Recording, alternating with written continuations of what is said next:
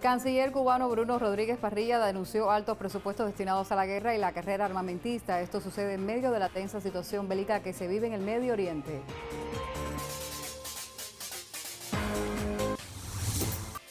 El general de Cuerpo de Ejército y viceministro primero de las Fuerzas Armadas Revolucionarias, Roberto Legra Sotolongo, presidió el recibimiento oficial del integrante del Comité Central del Partido Comunista de Vietnam, general de Ejército Nguyen Thanh Quoc.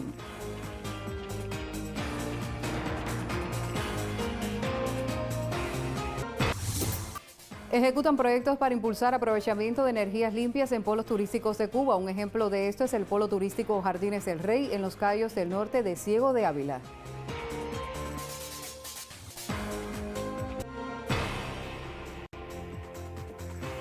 Hola, reciba el saludo desde La Habana, Cuba. Esta es la señal de Cubavisión Internacional. Con ustedes compartimos las noticias más relevantes que marcan nuestra jornada.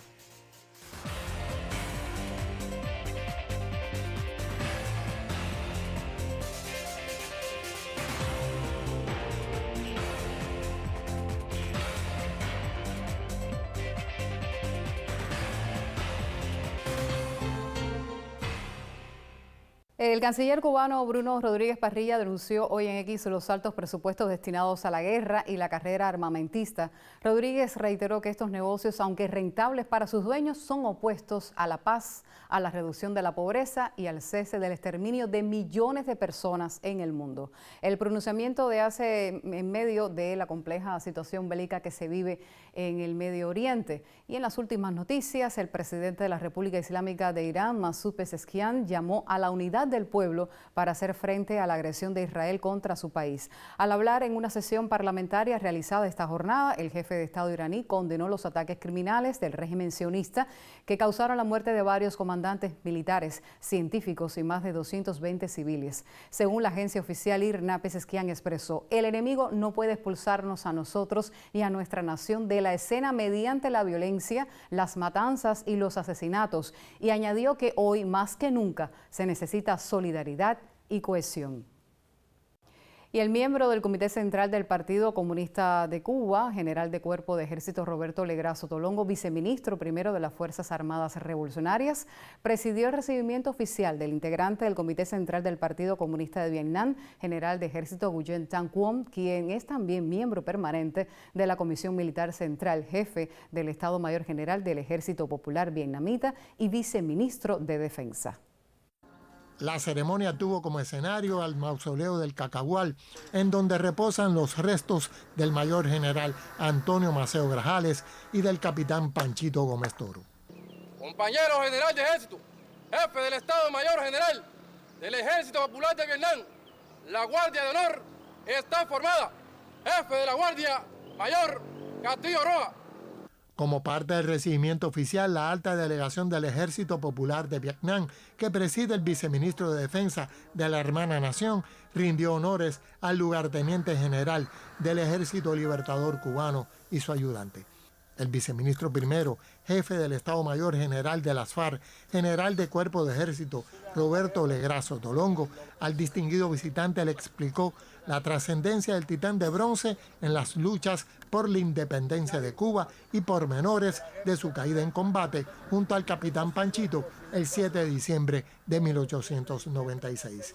Destacó que cada año en esa fecha, en el mausoleo, se le rinde tributo a ambos patriotas y a todos los cubanos caídos en el cumplimiento de misiones internacionalistas en diversas partes del mundo.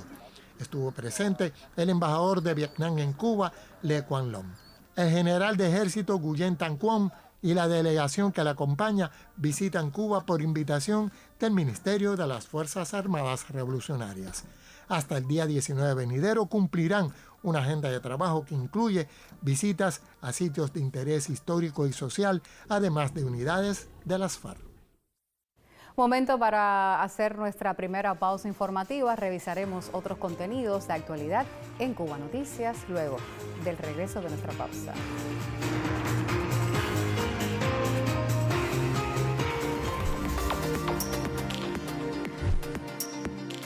Nuestro equipo de reporteros está ahí, donde ocurre la noticia, sin importar el escenario.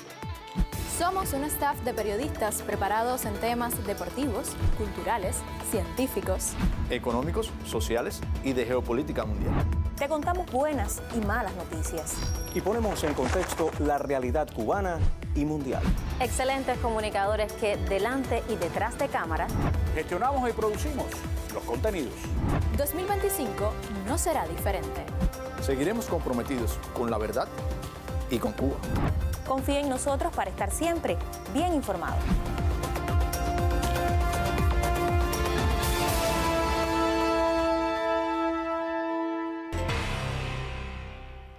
El Día Internacional de la Biotecnología se celebra cada 16 de junio para enaltecer disciplinas científicas que son de gran importancia para el desarrollo sostenible del planeta. Vamos a conocer más en el siguiente material que amplía sobre este campo en Cuba.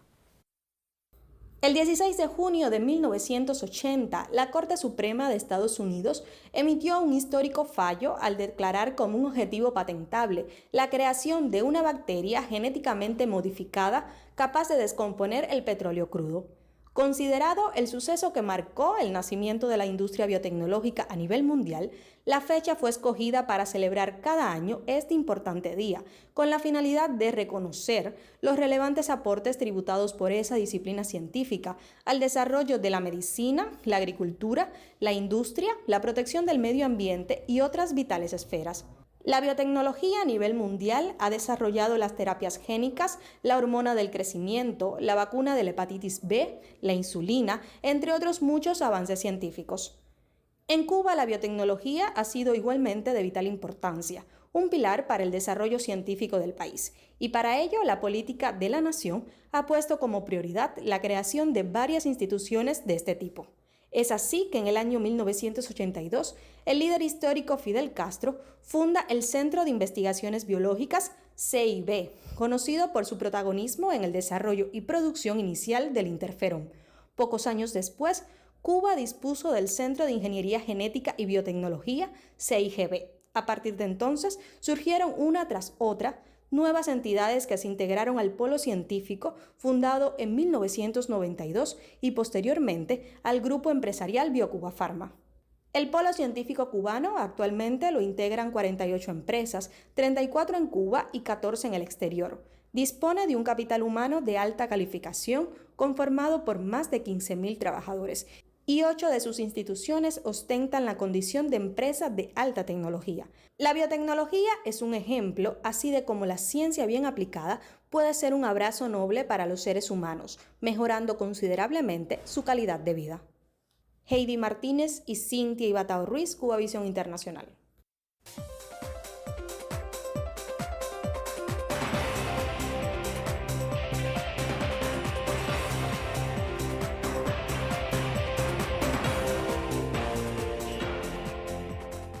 Proseguimos con el pronóstico del tiempo en las próximas horas en este Su Destino Cuba. Hoy nos acompaña y nos brinda las precisiones la máster en ciencias Ailín Justiz. Bienvenida. Muchísimas gracias, qué placer saludarte iniciando la semana y también por supuesto el saludo a los que están en nuestra compañía. Acaba de iniciar otra semana de junio, típico de que llueva por las tardes, pero también hay otras condiciones meteorológicas que favorecen y permiten precisamente esas condiciones de inestabilidad que generan en los chubascos, las lluvias y las tormentas eléctricas, sobre todo en horas de la tarde. En estos momentos continúa todavía la presencia de una vaguada sobre el Golfo de México, una vaguada que está en la altura, pero por sus características genera condiciones inestables, principalmente en el occidente de Cuba.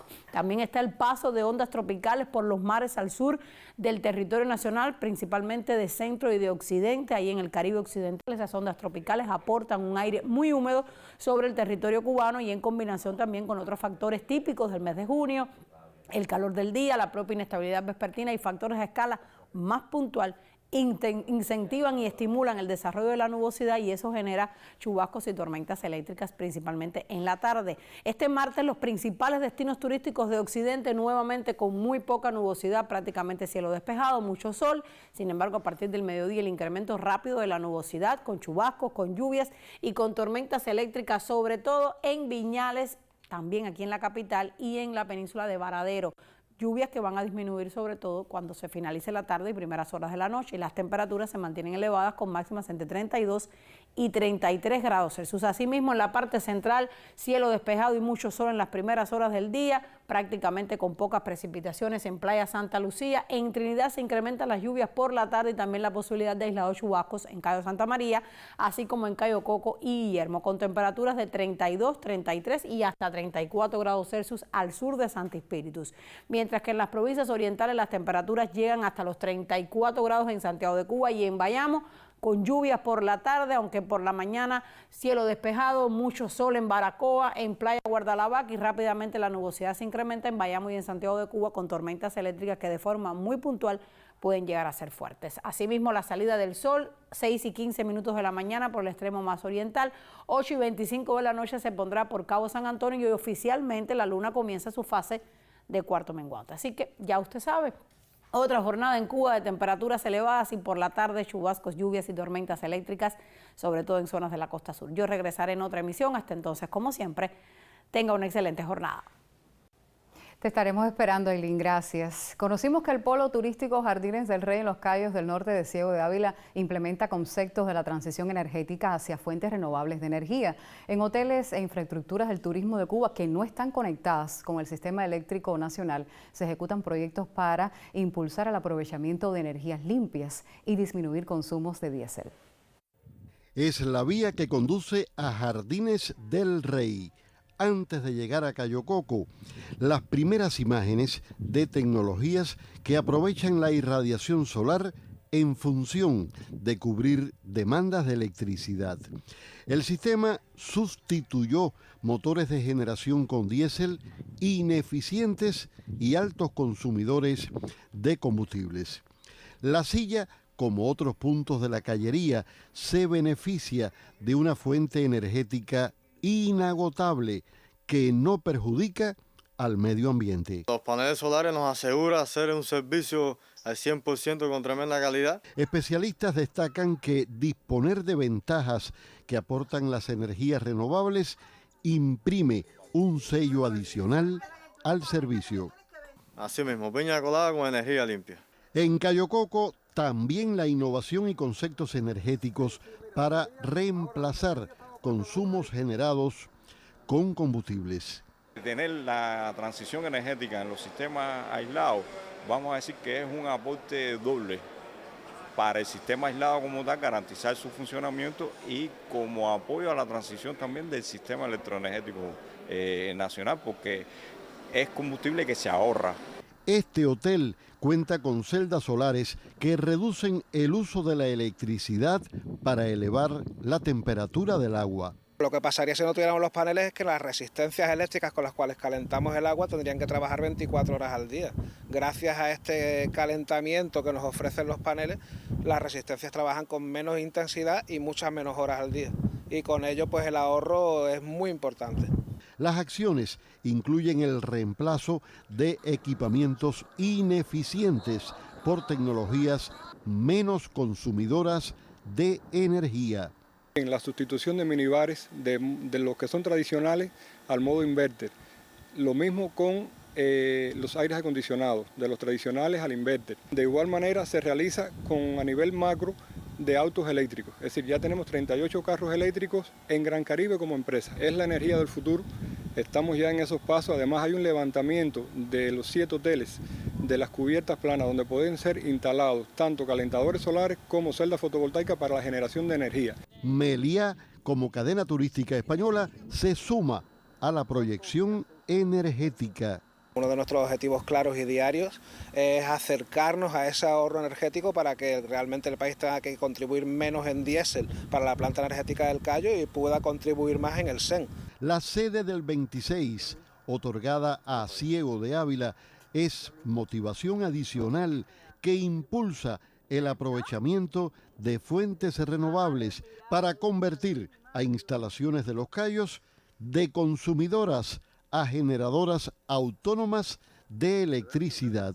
Deberían ser prioritarios en los sistemas aislados, los primeros en hacer la transición energética por el beneficio desde el punto de vista de la actividad económica, social. Experiencias en Jardines del Rey con tecnologías, cambios de mentalidad e inversiones para concretar conceptos de la transición energética hacia energías limpias, por Cuba, su desarrollo sostenible y la soberanía energética de la nación.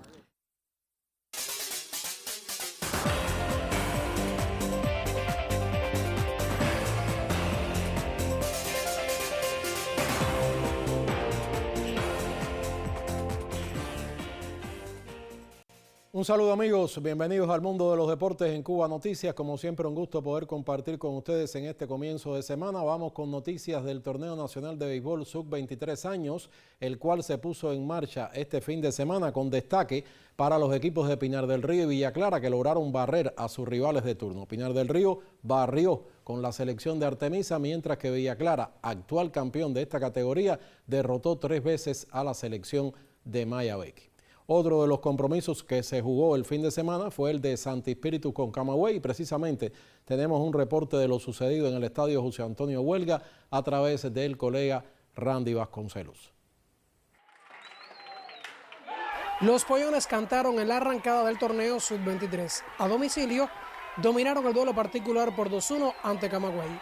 Las acciones comenzaron con tropiezo de 4-2, pero en el siguiente juego sonrieron 4-0. En el choque del adiós, los espirituanos se impusieron 7-4 con 3 jugadas de doble play que sepultaron las reacciones ofensivas del rival. El primer juego salimos un poquito presionados, pero bueno, ya usted vio después del resultado. No dimos elegida a la hora oportuna.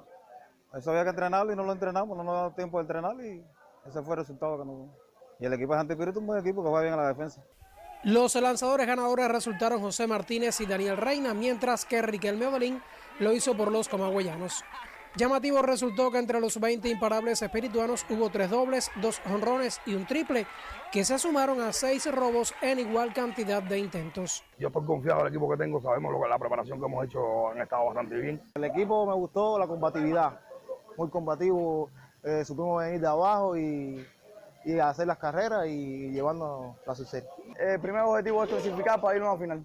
En el segundo compromiso del torneo Sub-23, Camagüey recibirá a los avileños. A partir de este martes, el equipo espirituano estará visitando a Las Tunas para enfrentarse en 3 ocasiones a la selección de los leñadores del mañana. Randy Vasconcelos, Cuba Visión Internacional.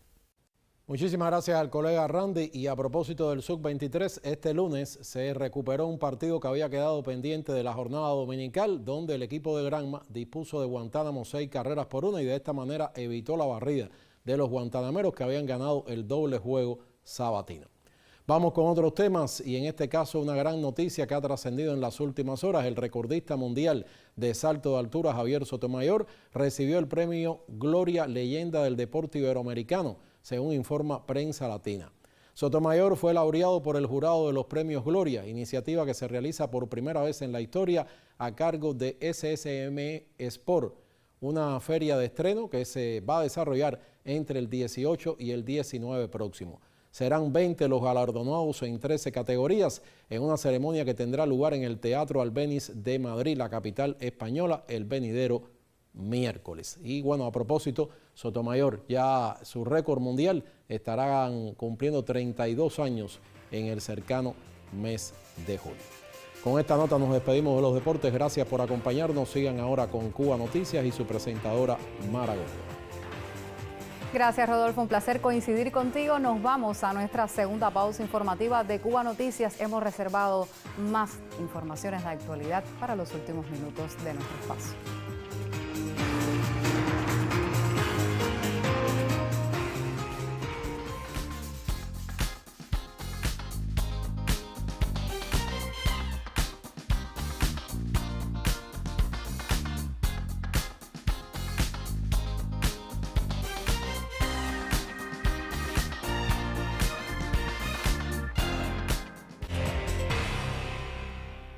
En la emblemática escalinata del Museo Emilio Bacardí de Santiago de Cuba concluyó la edición 46 de la Semana de la Cultura. Esta festividad rindió homenaje a los 510 años de la fundación de la villa y destacó por su variada programación cultural. A continuación, un resumen de la última jornada de esta celebración.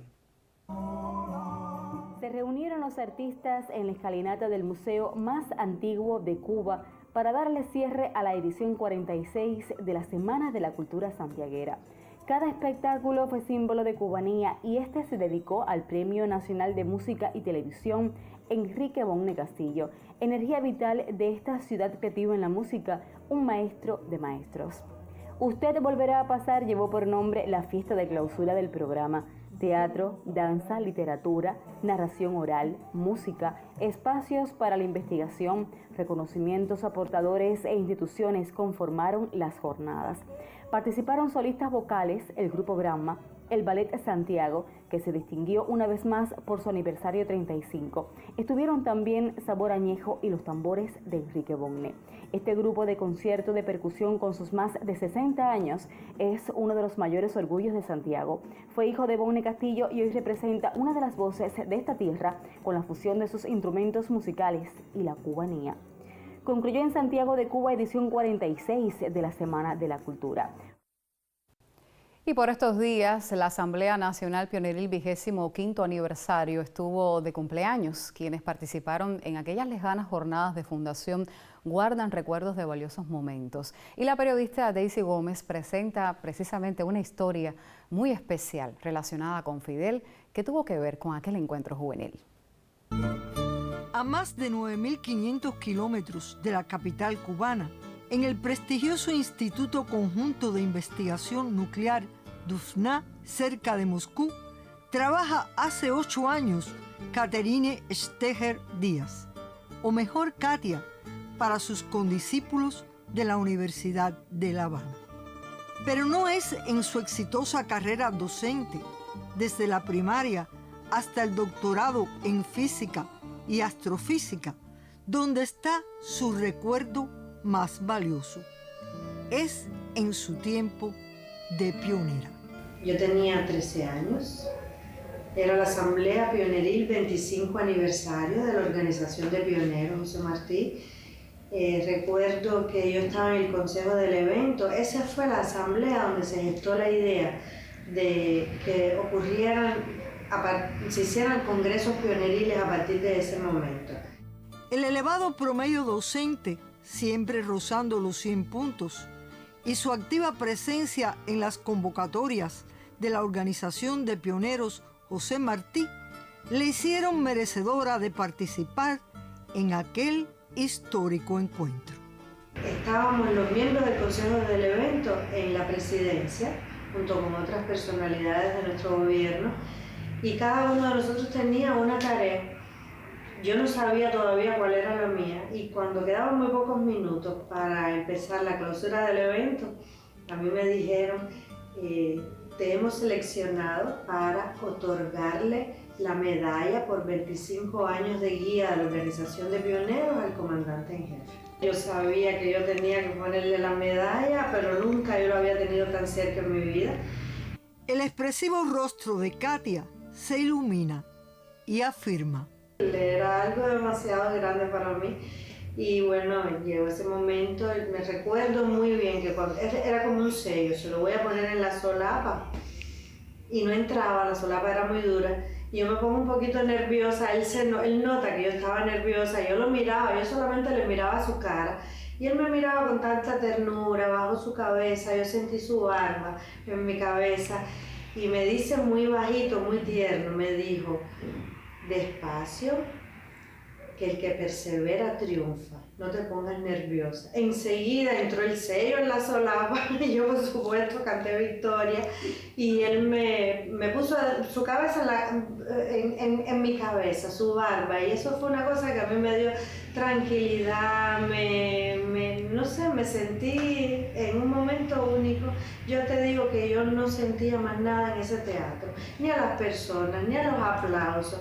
Yo estaba con Fidel, Fidel me estaba abrazando y me estaba besando y eso es algo que se quedará para toda la vida. Katia siempre lleva consigo esa foto como su más preciado tesoro. Punto final a nuestra emisión de Cuba Noticias. Qué placer haber coincidido con ustedes también en esta jornada a esta hora a través de la Casa Informativa de Cubavisión Internacional. Excelente jornada.